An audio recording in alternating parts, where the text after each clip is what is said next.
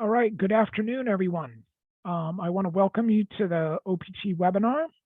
My name is Jeremy Spoor. I'm the Assistant Director of ISSS, and I'm joined this afternoon by my colleague, Lily Zhang.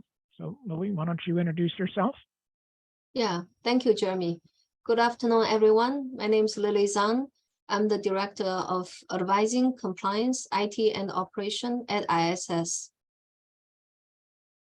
So the way that this is going to work this afternoon is we have a pre-recorded version of the slides. So we're gonna play the slides, and it's myself and another ISSS advisor, the Senior Assistant Director, Donna Steinfeld. So we'll go through the slides. While you're watching, you can feel free to put questions in the chat or the Q&A, and Lily and I will answer. But I would like to encourage you that a lot of the questions will be answered by the presentation. So please listen carefully and follow along, and many of your questions will be answered. After the presentation plays, Lily and I will remain here and we'll do a live Q&A and discussion of your OPT questions that will be moderated by our colleague Jackie Billick, who is also on the call. And Jackie, if you want to, you can introduce yourself now, I guess, to say hello, and you'll be our moderator. Sure. Hello, everyone. Good afternoon. I'm going to be on the back end here, as Jeremy said, moderating some questions and helping the slides along. So nice to see you all, and we'll get started in just a second. Okay, so everybody feel free to relax for a few minutes here and listen to the webinar, and Lily and I will be on the chat, and we will also be ready for the Q&A afterwards. Thank you. So go ahead, Jackie. All right, I'm going to get this video open.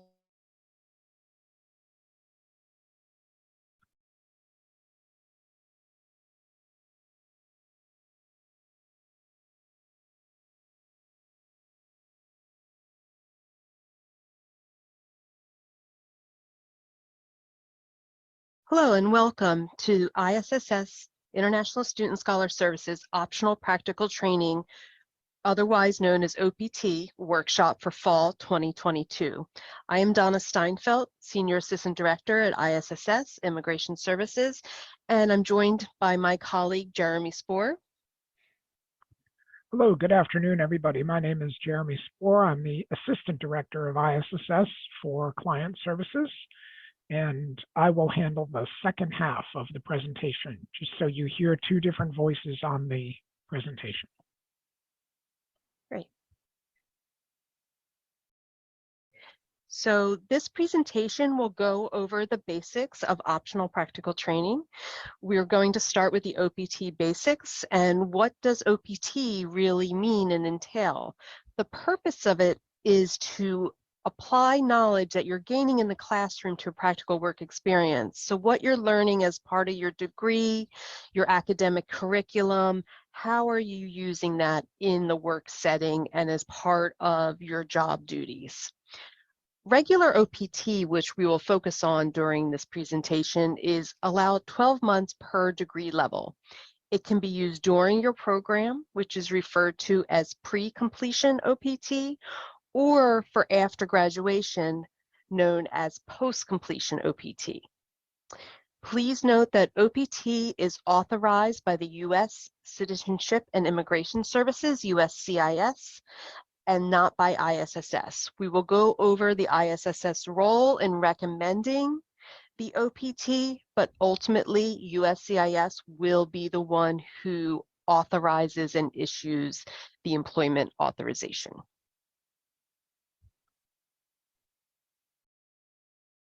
So who is eligible? Anyone that is currently in valid F1 status would be eligible to apply for OPT. They will need to have completed at least one academic year in a lawful status. Also, at the time that you're applying, no job is needed to apply.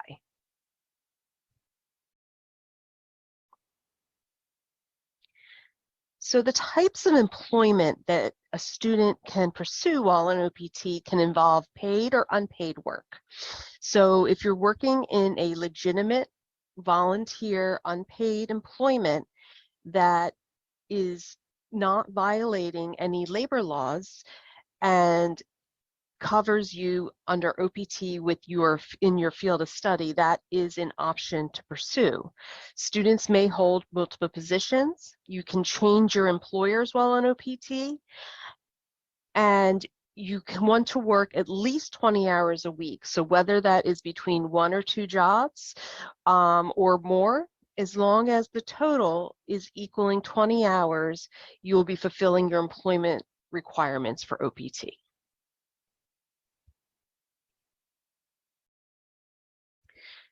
So a common conversation we have with students is work in your field of study, and how do I know if a job is related to my field of study? So one of the key parts of OPT is that any employment is directly related to your major field.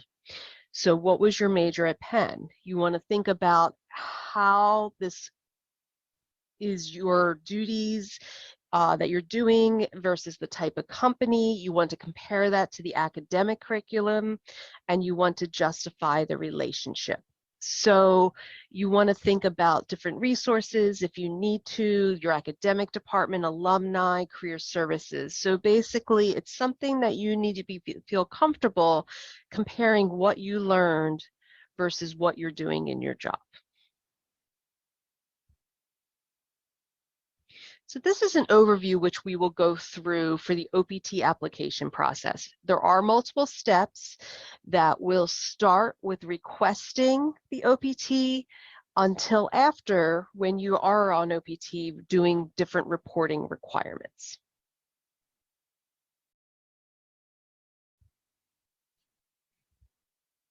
So this is a timeline that's very important to know, especially if you are a fall graduate. So we are currently past the earliest OPT application date, which was September 23rd. That is 90 days before the end of your fall program, fall end date, excuse me, which is December 22nd. And then the latest date that you can apply for OPT, as well as the latest date to select the OPT to start, is February 20th, 2023.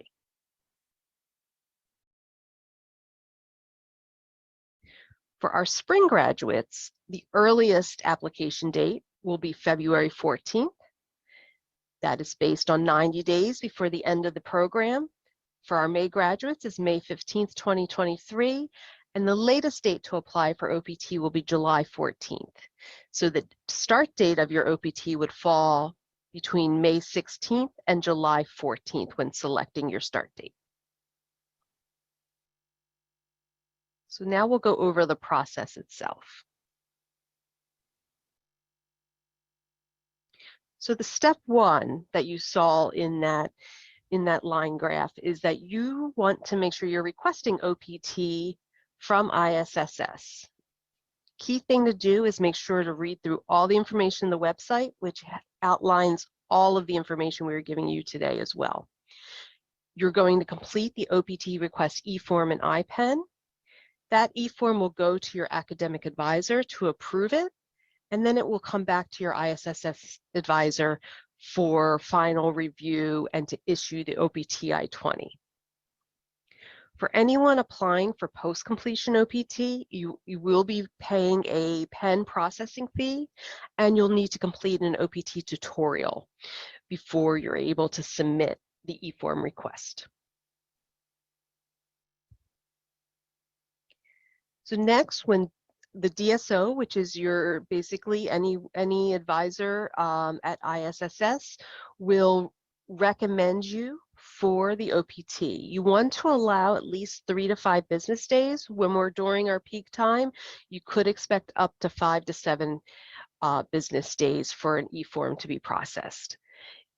ISSS will give you a new I-20 with a recommendation for the OPT. So when you get your I-20 and you look at the second page, you're going to see the dates that you've requested and that our office recommends you for the OPT application. Per SCVP guidance, please note that we can send you still the OPT recommended I-20 electronically. You'll just need to print and sign the I-20.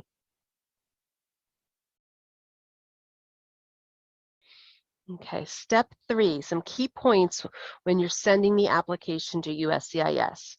You must, whether you're filing by mail or online, be in the United States when you're filing the I-765. You cannot file from abroad. The day that you get the OPT I-20 from ISSS is when the 30 days will start counting from when you need to make sure to submit that application. USCIS will deny your application if they do get that application more than 30 days from when we issued your OPT I-20. So it's very important, even if you're a few days from there, to contact your ISS advisor to request a new I-20 if you're going to be too close to 30 days when you plan to apply. Now, in regards to filing, as I mentioned, there's 2 options, and what seems to be the primary and preferred option at this time is to file the I-765 online. These links will allow you to look at more information. Again, it'll take you to our webpage as well as the USCIS website that will give you information on how to apply. There's still an option to file by mail if you were going to complete the materials and prepare a paper application that you would mail into USCIS. So see, these are some of the considerations for online filing that will show some of the benefits. I mean, one option is you're not having to use an express mail, pay for tracking of mail, so there's less cost in regards to that. You can also use a credit or debit card versus having to get a money order from a bank or using a check. The system makes sure you're completing what is required in the application, so you're not skipping required information that could have an application be denied. If you get a request for evidence, you still want to make sure to contact ISSS, but this is going to allow you to reply to that request online and you get your receipt right away. You're going to not have to wait for an email and then the official paper receipt. You're going to get a receipt number and know they got your application and also see a copy of the receipt uploaded once that's ready. You don't have to worry about a FedEx truck getting stuck in the snow or floods delaying mail. So you have mailing issues and inclement weather are not going to affect it. You can review your information. It's pretty much the same information and documentation for what you would apply for mail versus online. The application time is the same between the 2 processes, but your application is going to get to them sooner. And then if you do file, you can add a paper-filled case to the USCIS portal, but if you start with the online, it's really not necessary.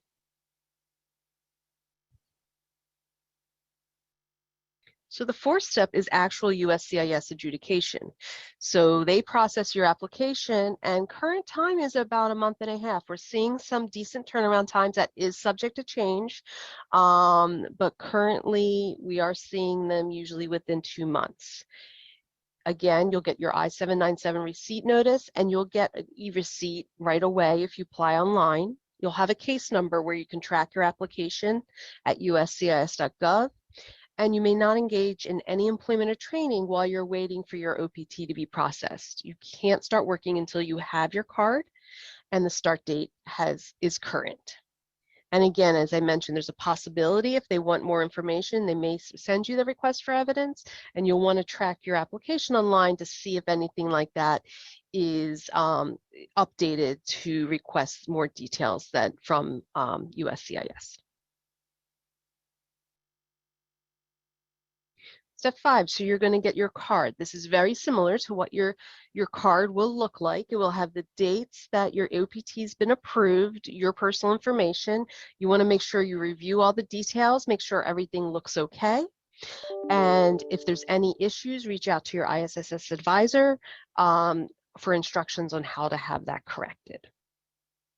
So at this time, I am going to hand the presentation to my colleague, Jeremy. Thank you. All right, thank you, Donna. I will continue with the rest of the process. So when can you start work? Well, you got to make sure that these 3 criteria have been met. The OPT has to be approved by USCIS. You have your EAD card in your hand, and the start date has been reached. So if you get your card early, but the start date is not till January 1st, then you have to wait until January 1st to be able to start work. You can only start on the start date of the card.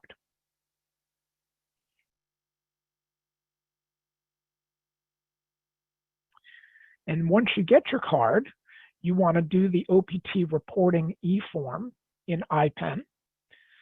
So you all know about IPEN. You can log back in and do the OPT reporting e-form. You're going to upload your EAD card and tell us about your employer.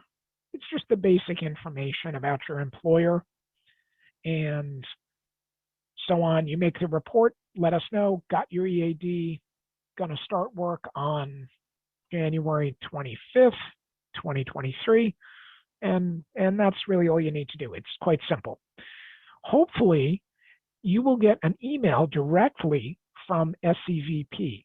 That means Student and Exchange Visitor Information Program. Or no, I'm sorry, SEVP is Student Exchange Visitor Program portal. And that's where you can enter your information directly into SEVIS. And you'll get an email inviting you to do that. And then you can report directly to the government, but you should continue to report via IPEN to keep ISSS informed. You're going to inform the government and you're going to inform ISSS via the 2 systems. Unemployment time. So remember, when you're on post-completion OPT, you have quite a long time of unemployment. So, but you need to report your employment to stop the unemployment clock. So in order to maintain your status, it is dependent on that you are working in your field of study. So it's calculated from the start date of your EAD card, and that's when the 90-day clock starts. So you cannot accrue an aggregate of more than 90 days of unemployment during your post-OPT period. So you want to report that employment as soon as you can, and hopefully it will commence, within a few days or weeks of when you get your card. You will, if you do not report your employment and stop the clock, you will start getting notices to alert you and say that they will, SEVP is going to close your F1 record if you don't have employment. And so it's important that you begin your job and report it when you're on OPT within that 90-day window.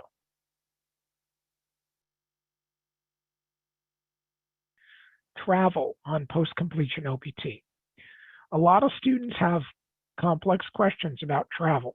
So I'm going to give a basic outline now, and you can always talk to your ISSS advisor or one of us about general travel questions, but upcoming is the explanation of post-OPT travel.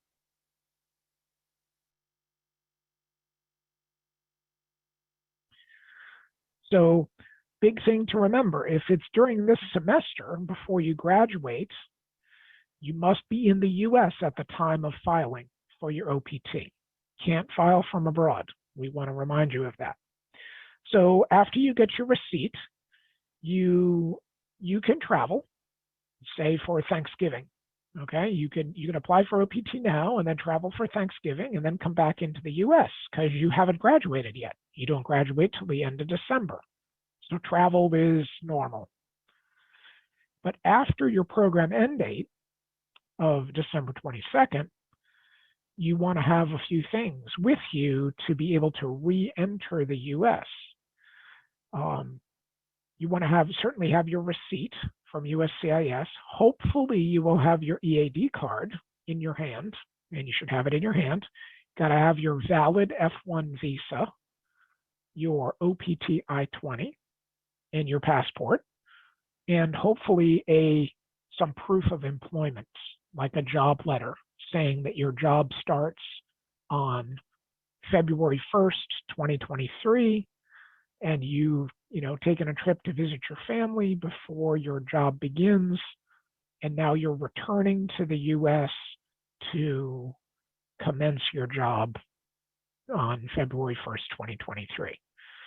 If any of you if your F1 visa is expired, then even more caution is urged about traveling, because you will need to get a new F1 visa at the US Embassy or Consulate before you can return to the US, and that can be challenging.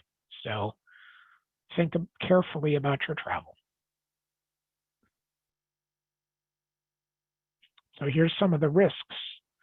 So if you're out of the US, you don't want to miss a request for evidence.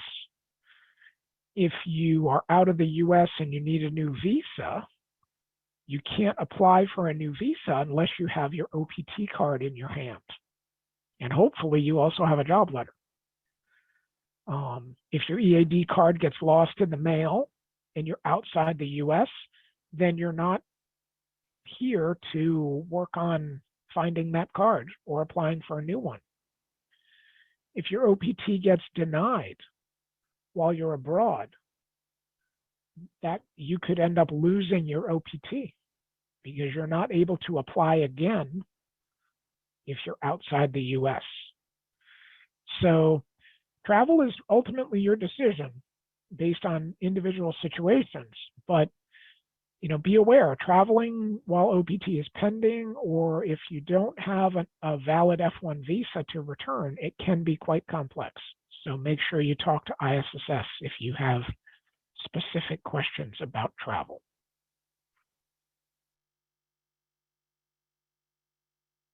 Also, discuss your travel plans with your employer.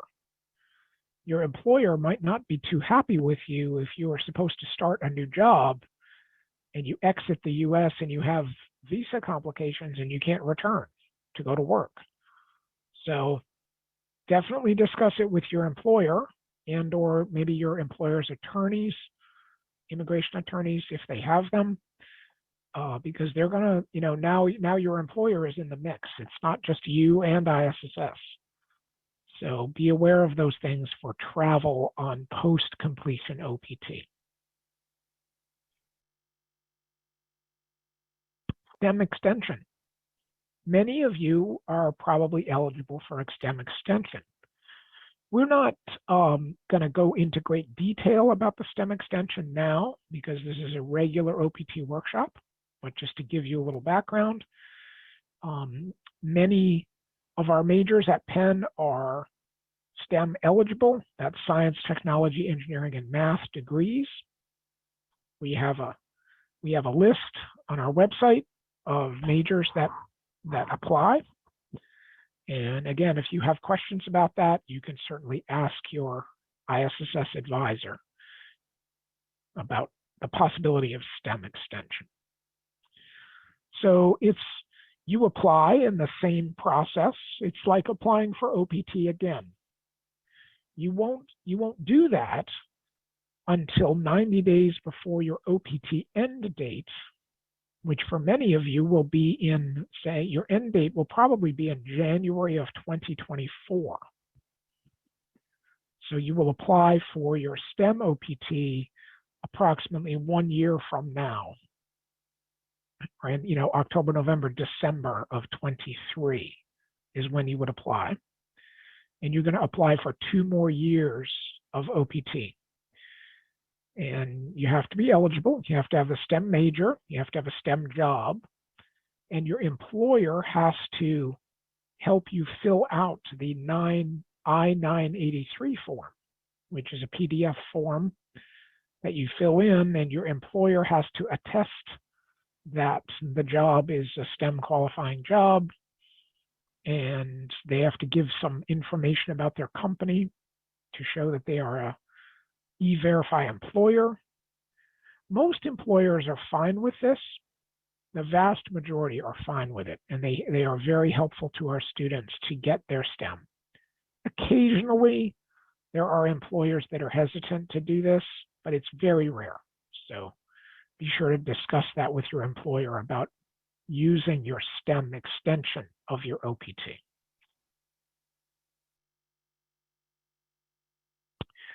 The H-1B cap gap extension.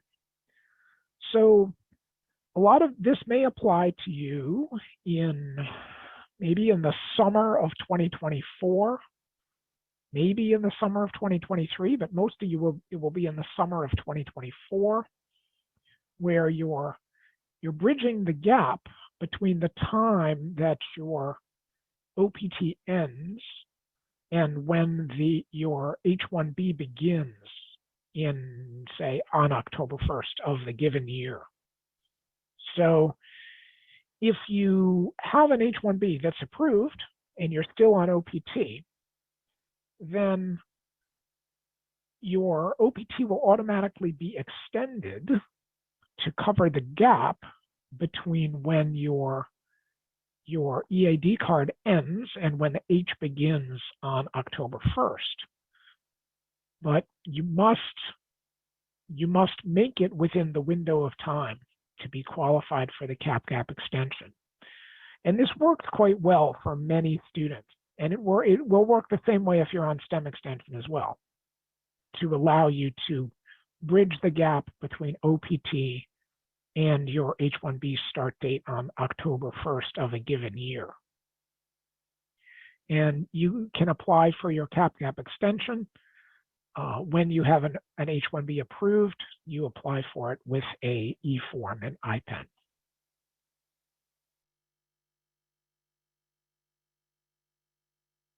So here's a few FAQs for you. Hopefully you will be able to get them easily.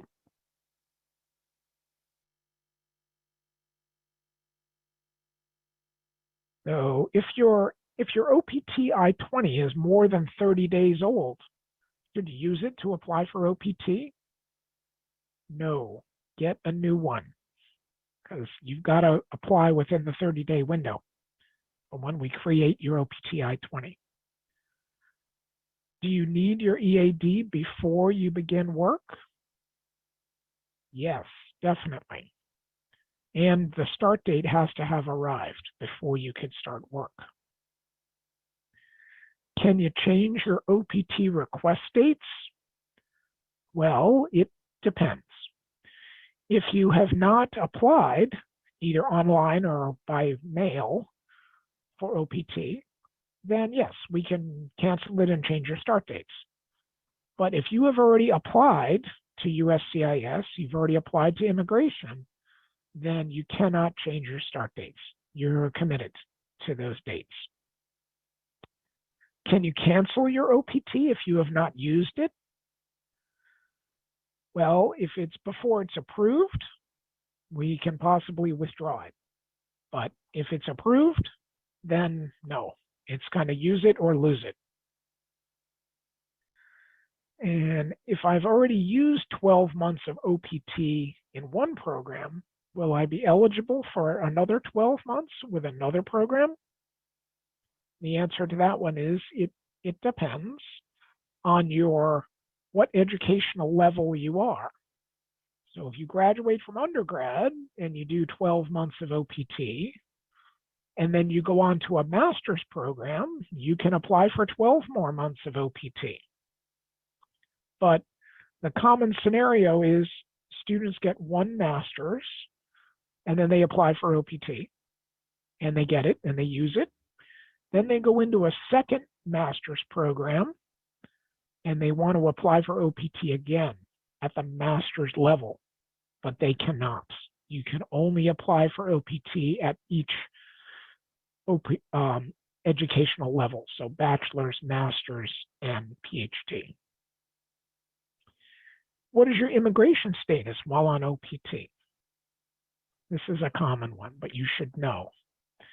Your immigration status is F1.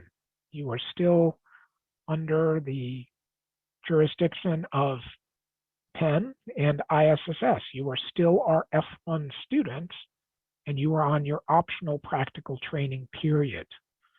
So you may be working somewhere in California, and you're not in Philly, but you still will be doing your OPT reporting to ISSS, and you will still be working with your ISSS advisor for up to 3 years after you graduate, while you're on OPT or while you're on STEM OPT.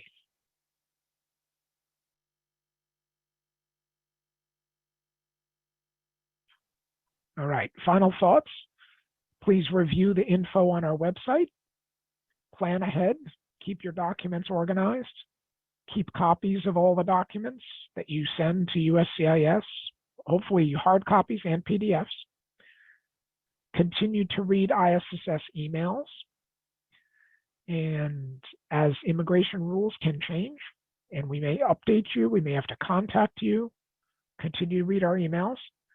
And the information that we're providing is based on the current immigration regulations, and it's not a substitute for immigration legal counsel with a lawyer.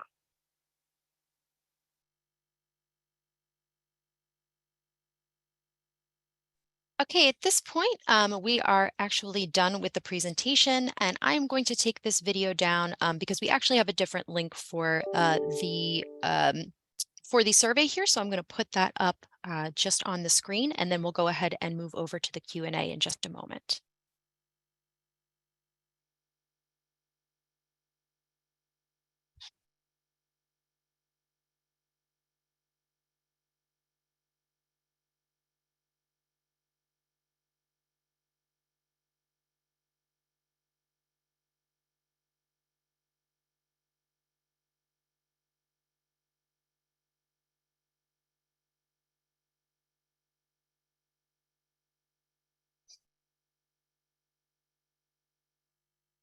Okay, so I think you can all see there the link to go ahead and fill out the survey for this event. If you want to go ahead and just use the QR code, the link is also there. We'll now move over to the Q&A. Jeremy and Lily, if you're both ready. Yeah, Jackie, I think somehow when you share screen, the QR code disappeared. So Oh, no. right now we just only see your screensaver. Yeah. Sorry about that.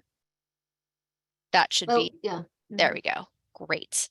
All right, let's go ahead and get into these questions. Somebody has their hand raised. Zhang, I'm going to allow you to ask your question on air. Go ahead. Thank you so much.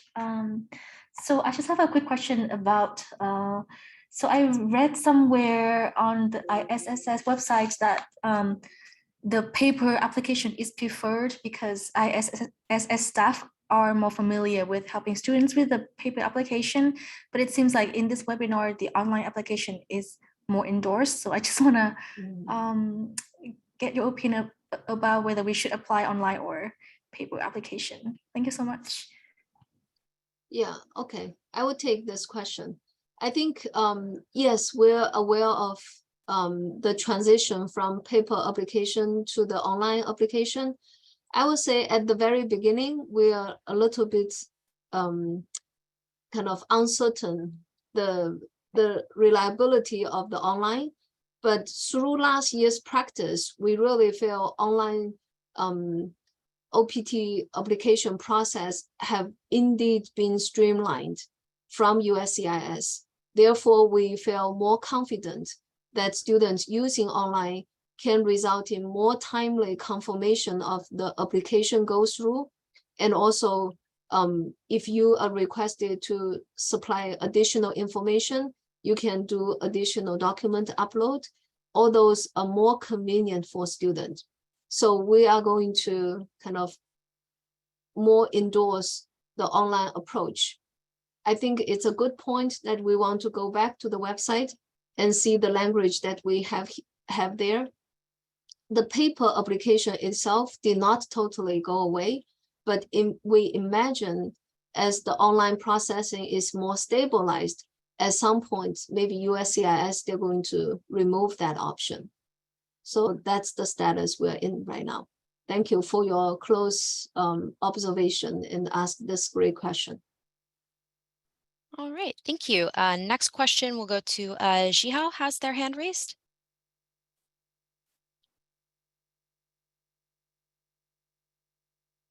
Hi, can you hear me? Yes. Thank you very much. So currently I got a job offer that starts in the late January. I have my EAD card starting the early January, shouldn't be an issue. But also I got other 1099 job offer as well. I wonder, can I work on the 1099 jobs as well? Yeah, I can take this one. Yeah, good question, Jihao. Yes, you can. You can have multiple jobs on OPT. So when you do your reporting, when you do your e-form to report the jobs, you can list more than one job in there. So you could have the contractor jobs, like the 1099 contractor job, and you could have your kind of main job. So yeah, that's okay. You can't, the same rule applies. You can't start until the date on the card starts, until late January, but the answer is yes. Yeah, you can have multiple jobs. I see. Thank you very much for answering. I also have another question. So I did actually consult with one of the lawyer for my undergraduate OPT. For the working relevance of the OPT, that they have to be quite restrictive to the field I'm studying with, but also can be also relevant to the classes I'm taking. So I've been taking class in business development entrepreneurship. Does that mean that I can also work in the field related to those, not only from my major? Well, I differ on that a little bit. I really think you really need to stick. It's not based on classes you took. It's really based on your major field of study that's listed on your I-20. Okay. So what, for example, what is your major on your I-20? Are you a Wharton student or? I'm a bioengineering. I'm a member of the Venture Initiative Program, but I don't think that's a degree. Yeah, right. Yeah, that's not a major. Yeah, no, I think you really need to stick to the major. Okay. But again, if it's an engineering job that is entrepreneurial, then it's engineering, right? Okay. You Yeah. know, it's not, they're not mutually exclusive, I guess. So. Yeah, I want to explain in terms of from students' point of view, sometimes they feel I have taken some classes, then that's the foundation that I can make certain arguments for my field of study. What's SEVP or the US government going to rely on? It's going to be the major listed on your I-20. You can't just say, I take a math class, therefore I have like STEM major. That doesn't work in that way. You have to use the I-20, the major code, to determine your field of study, not the courses that you're taking. But for this particular case, I think Jeremy have summarized it well to say if you are in engineering major, doing engineering related entrepreneurship, there is an argument to be made. But you can't, based on you are taking entrepreneur classes, therefore it's applicable to you. It has to be from the engineering side. I see. Thank you very much. So the entrepreneurship can also be practiced during the OPT, right? you Yes. can use OPT to do startup if that's Okay. your question. Thank you very much. Okay, so we'll go to the next question. Mario, would you like to ask your question? Sure, you can hear me, right? Yes. All right. It must have been. It was answered a little bit in the Q&A, but just because I tend to be a very unlucky guy when it comes to these things, I just thought I'd ask it again. So, what if? So, my understanding is you apply, 30 days before your completion date, and you can tell me if that is wrong. So what happens? And this is the hypothetical scenario. And I know you're going to say it's not suggested, but the scenario is, I apply 30 days, right? After graduation, I leave the country, right? Because I got a family to go back to and things to take care of. And then my card arrives, right? In my, home or whatever, while I'm outside of the country, right? So my question is, can I re-enter the country? And I have, all of my I-20s and receipts and, F1 and all of that in order. Right. But can I, re-enter the country with everything except, my card is in the mail in New Jersey, right? Does that make sense as a question? And I only ask that because it's looking like, based on my family situation, that might be a possibility. Jeremy, do you want to comment on that? Yeah, sure. Yeah, so Mario, I mean, yeah, you're right that we're going to say we don't recommend it. But if you have, hopefully you have somebody in the US who's going to at least receive your card for you while you're out. And then maybe they can FedEx you the card, so you have that, or at least do a nice color scan and send you a PDF of the card that it's approved, that you have that with you. And I think you'll be okay with the receipts and your job offer and your valid visa to travel. But the danger here is that if you're out of the US, and as we explained earlier in the slides, if you're out of the US and you get a request for evidence or there's some other problem with your application and you're not here to resolve it, it might not get resolved. And then you lose your OPT because you don't have anything to return with because you're not here. So that's, now that being said, lots of students travel and their friend sends them the card and it's all fine. And again, not a problem. But if it really goes wrong, there have been people that have been squeezed out of their OPT because they can't get back.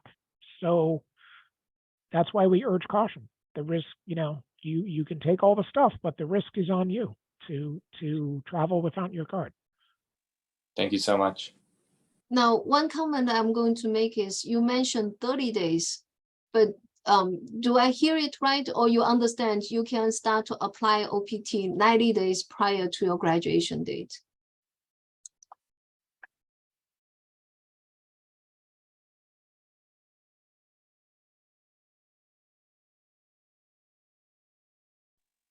I mean, I'm not sure. I'm kind of asking you. Maybe I missed it in the slides. Is it 30 days or 90 days before? Yeah, I'm emphasizing you are eligible to apply for OPT 90 days prior to your okay. graduation, not Great. 30 days. Okay. All right. Yep. Thank you. Mm-hmm.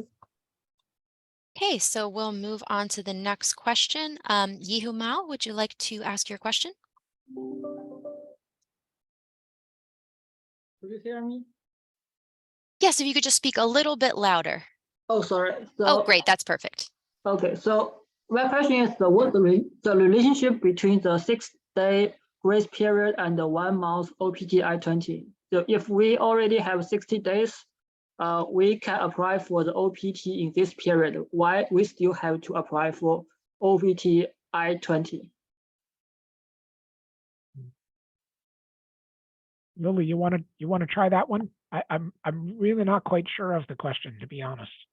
So okay, so my question is my question is just what's the date of do the OPT I-20 start from? So should it start from the last day of my program or the last day of the 60 days grace period? Okay, I understand your question now. So basically, that is the window you are allowed to choose to be your OPT start date. So for instance, if you graduate in December, your graduation day going to December 22nd, 2022. You can choose between December 23rd to February 21st as the period that you could have for your OPT start date. If you choose January 1st, then starting from January 1st, it has 12 months. If you choose February 1st, you start from February 1st, you have 12 months. You can choose all the way until February 21st, but you cannot go further. You cannot choose to like March 1st, for instance, because it's beyond the 60 days grace period. Does it answer your question? So you mean, so I can apply, I can choose like I-20 start from the last day of my program, right? After your program end date, you can start to Okay. use that day to be your OPT start date, but it has to be within 60 days of your program Okay. date. Okay, but I know, so it takes some time, so for American government to review my application. So if already just, if the 60 days already gone, so how about my status? If I mean, 60 how about my, days is already gone and you're still waiting for the approval of your OPT, is that your Yeah. question? yeah. Then you do have a OPT kind of pending status. As long as you don't leave US, it's okay for you to stay. Okay, it means if I already submit the application, so I still can stay in the USA, right? Correct. Okay, Waiting if for they the say, OPT if approval. they deny my application, can I just apply it again or not? If you get an OPT denial and it's past the grace period, then you cannot apply again. If But you if in the grace period, I can apply it again, right? correct, yes. So how long will they review my application usually? You get into the queue and then whatever processing periods they have, they will just treat your second application as a new application. I know. So for first time, so how long they usually take on average? 2 to 3 months, Mhm. about 2 to 3 months it takes. But some people have been getting cards really fast this fall. Some of Okay. them really fast, but that can Okay, change. We don't know, okay. but generally 2 So, to 3 but months. if I apply for the OPT during this semester, is that means I do not need to apply the OPT I-20, right? Because it's in the, because I have F1, right? Hello? Yeah, I don't think your question is clear. Yeah. Now, it could be you have some unique consideration. You want to plan out your OPT plan. Our recommendation is for you to find out who is your ISS assigned advisor, then have a more closer discussion with your advisor. Okay, sure. Thanks. Okay. Hey, Thank thank you. you. Next question, we will go Kofi Nightingale. Would you like to ask your question? Yes, please. Thank you. I had a really good question about do we need to submit a proposal as well with our OPT application? It's similar to that we kind of had to have, we had to have something similar with our CPT application with our undergraduate advisor and registrar. Is that required for OPT as well? No, it's not. It's not. No proposal, no job offer needed. Just apply for OPT. Okay, so what's the basis that USCIS is using to determine whether or not your major or your job is within your field of study? Because I had a small issue like that before, because the on a macro level, the employer that I was working for might not have been directly related to my field of study, but the work that I was doing in particular at that company was in a sector that was still within my field of study. And so that was reflected within my proposal with the registrar and my advisor, but I'm unsure whether or not something like that will be reflected with USCIS when they're reviewing my OPT application? If they're just looking at major and employer. They're not. They're not, because you don't include any employer information when you apply for OPT. You're Okay. just applying for OPT. So you probably don't have an employer when you apply. So they don't take that into consideration. The OPT is basically just a normal process for F1 students. The But, place that they Jeremy. scrutinize that is when you apply for, if you apply for STEM OPT or if you apply for an H-1B visa in the future, then it gets scrutiny. But on the front end, you're just applying for OPT with, and again, your job search should be in your major, but they don't scrutinize it at the front end. I guess that's the way I can explain it. In Okay. addition to what Jeremy said, I want everyone to be aware.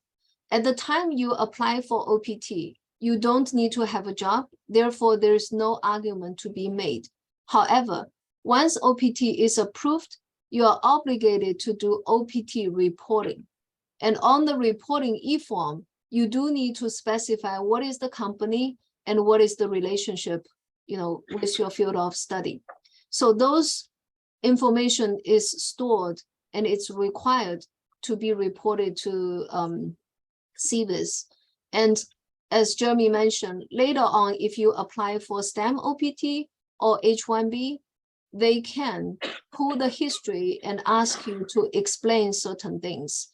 And if the Okay. relationship is not obvious, it could be questioned. And we actually have seen an increasing number of requests for evidence for students' previous OPT or CPT engagement. Therefore, we always emphasize with students to say, you need to be ready to be able to explain to any government agency why what you did is in the field, is related in the field of study. Therefore, OPT is applicable and you're fully protected. Will stuff like that, do we normally have to have in writing for the STEM OPT or request for evidence or future H-1B applications? Typically, if they issue a request for evidence, they're going to impose a specific question, and your response has to be in writing to provide evidence why it is related. Okay. Okay. All right. Thank you very much. And your employer would probably help you at that stage, because you would Okay. probably already have the job and you would be explaining with the job and the OPT and etc. Right. Right. Okay. So they would also help with like the STEM OPT things as well if that were to arise. Okay. All right. Thank you very much. On the topic of OPT reporting, basically, we encourage everyone, as soon as you receive the EAD card, then log on to IPEN to do a reporting that you received the EAD card, because that itself can help us to make sure your CVIS record is on track. Now, if at that time you don't have employment yet, on the reporting e-form, you can choose to just say, I only received the EAD card, but I don't have a job yet. Later on, or if you do have a job, then you're going to report the EAD card receiver and also the employment information. If you only reported the EAD for the first time, then within 10 days of your job acceptance, you need to do the OPT reporting to report your employment information in CVIS. And you need to do that for every job change. The CVIS system going to, based on your reporting, to calculate how many days you have used for unemployment period. For current F1 OPT, you are allowed to have 90 days unemployment period. But beyond that, you will lose your F1 status and then you will need to leave US. Okay, thank you very much. We'll go to the next question. DL Duga, would you like to ask your question? Yeah, thank you so much. Can you hear me? Yes. Yes, thank you. Thank you so much for this presentation. So I'm graduating in spring 2023, and I already got an offer for a job which has a start date for July 10th.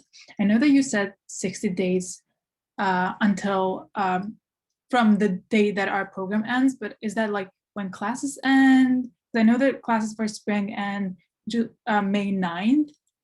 So if that's a 60-day period, then I wouldn't be able to start on July 10th. So I'm a bit confused there, if you could help with that. Yeah, actually, we use the graduation date. So I think next in May, it's May 15th. Perfect. So we use that for everybody who's graduating. So that's the program end date for you. And that's perfectly within the window of time. So, go ahead and apply, in the spring, go ahead and apply for OPT. And, maybe ask for your card to start a few days before the 10th of July, and then you'll have your card and you'll be ready to start work in July.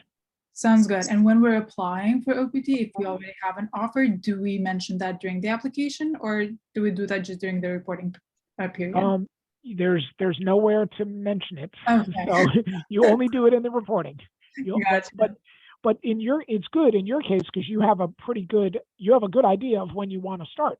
So you ask for, I don't know, July 5th or July 10th. If you could start on that day, but you could build in a couple extra days if you want. And yeah.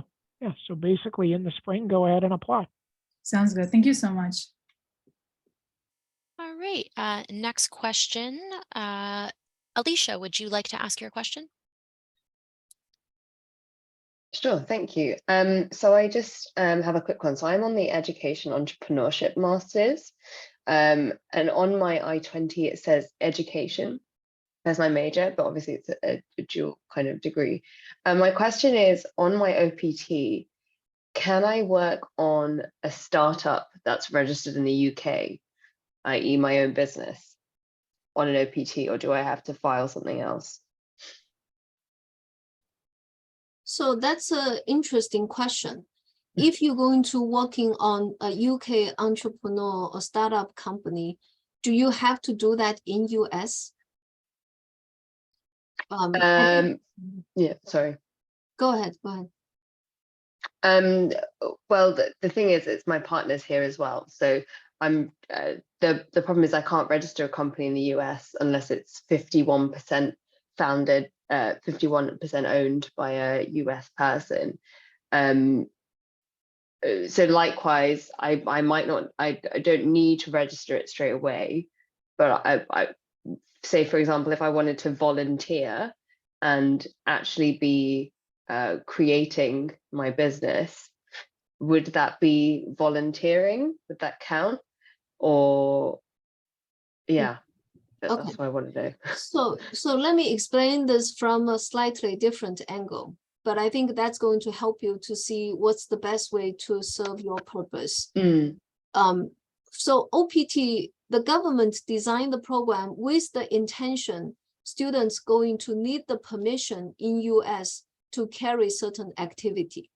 That's why when you talk about, you're going to do certain things, potential target or something else is outside of US, then you want to be mindful of a few things. One is the activity needs to be in US.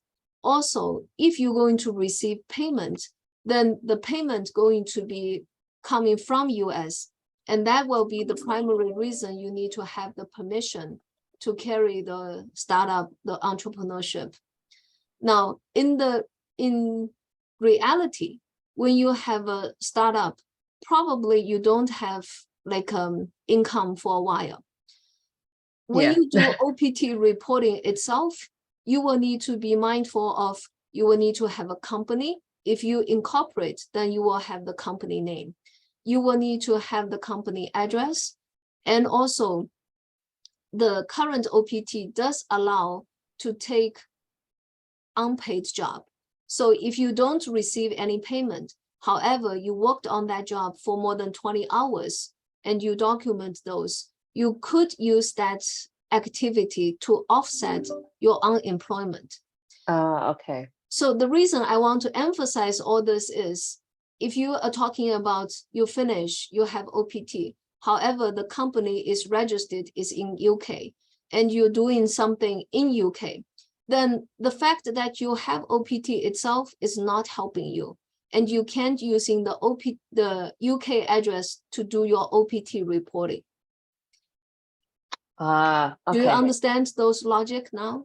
Yeah, that's really clear, actually. Thank you, Lily. On that note, though, because I'm education entrepreneurship, can I get a job in entrepreneurship, even though on my I-20 it says education?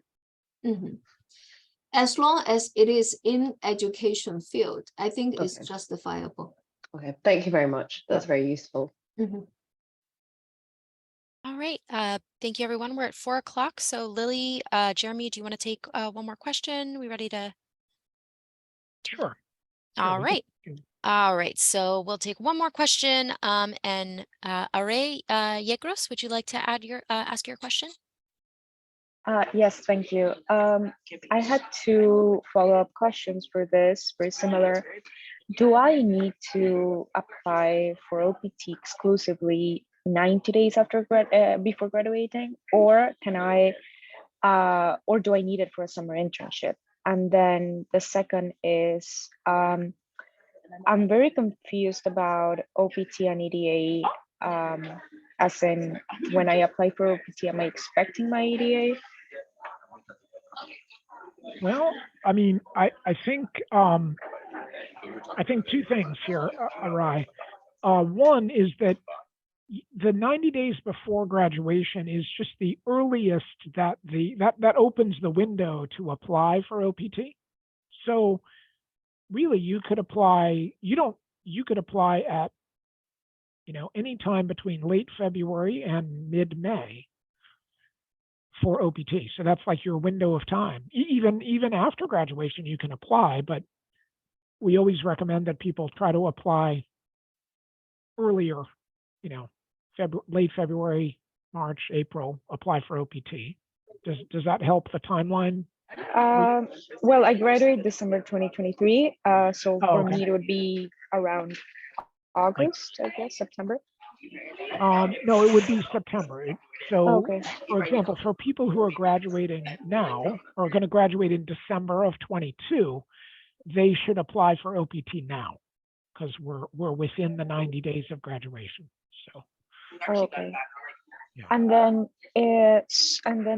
do I don't know if this is OPT related, but how soon do I need a social security number before applying for OPT? No, you do not. You do okay. not. Nope. You can get one. You can get one based on your OPT, or maybe you will get one beforehand based on on-campus work or possibly CPT. So hopefully you'll have one before you get to the OPT stage. But if you still don't have a social security number, then you can get it along with your OPT. Okay, perfect. Thank you so much. Great. Thank you, everyone. Thank you so much for attending. The recording for this will be available on the ISSS website under the OPT section, probably sometime next week. So you can find that there. And Lily and Jeremy, I'll let you go ahead and sign off. Yeah. So thank you, everyone, for attending. Hope you paid attention to the timeline. The most important thing is to understand when to apply and when you need to report. And hope everyone have a nice weekend. Thank All you. right. Take care, everyone. Thanks. Bye-bye, now. everybody.